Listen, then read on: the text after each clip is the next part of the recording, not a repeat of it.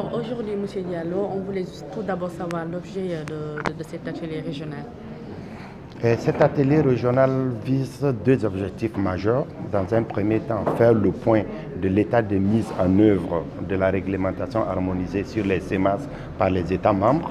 Et le deuxième objectif, c'est à partir des contraintes rencontrées, sortir ici avec un plan d'action pour accompagner les pays à effectivement mettre en œuvre ce règlement-là. Quels sont les États en Afrique qui sont les plus affectés par les problèmes de semences? En réalité, en Afrique, tous les États ont quelque peu un problème de semences parce que la réglementation voudrait que tous les États appliquent les semences de très bonne qualité. Et aujourd'hui, l'analyse montre que nous sommes autour de 25% d'utilisation des semences certifiées dans nos pays. Et il faudrait que l'on travaille au moins à atteindre un niveau de plus de 70% pour être sûr de pouvoir assurer la productivité optimale afin d'assurer la sécurité alimentaire dans nos pays.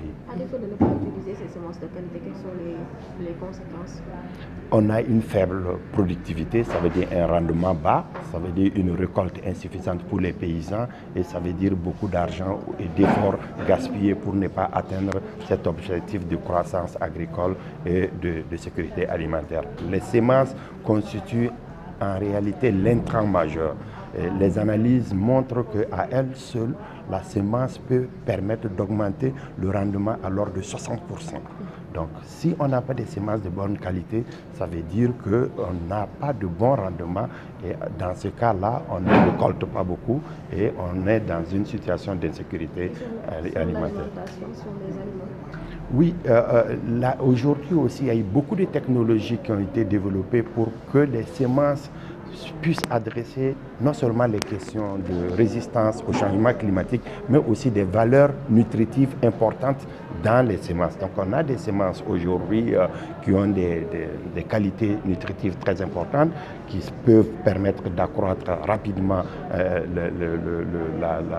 le niveau de sécurité alimentaire, mais également aussi répondre à certains goûts. Quand on prend le cas du Sénégal, par exemple, il y a de nouvelles variétés de riz parfumés, produits développés par des chercheurs africains et produits par nos acteurs ici pour répondre aux besoins alimentaires de certaines populations urbaines, mais aussi voilà, d'autres objectifs de rendement plus importants. Et quelles solutions aujourd'hui préconisez-vous donc pour combler ce gap?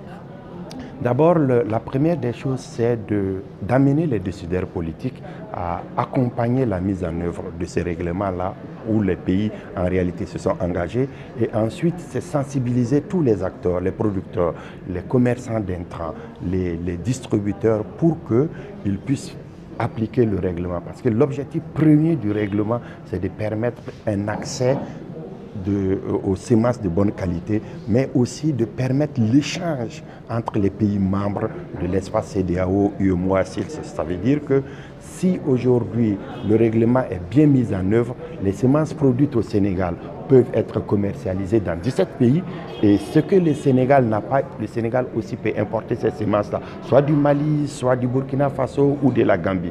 Donc dans un premier temps, c'est permettre l'échange, là où il y a le surplus qu'on puisse les écouler et là où il y a une demande que ceux qui ont aussi en plus puissent les envoyer dans ces pays-là. Alors par rapport à tout ça, quelles sont les innovations majeures que vous comptez apporter pour la réglementation harmonisée en Afrique? Dans un premier temps, on veut que tout le monde soit informé qu'il y a une réglementation, que cette réglementation est faite au profit des producteurs, des acteurs.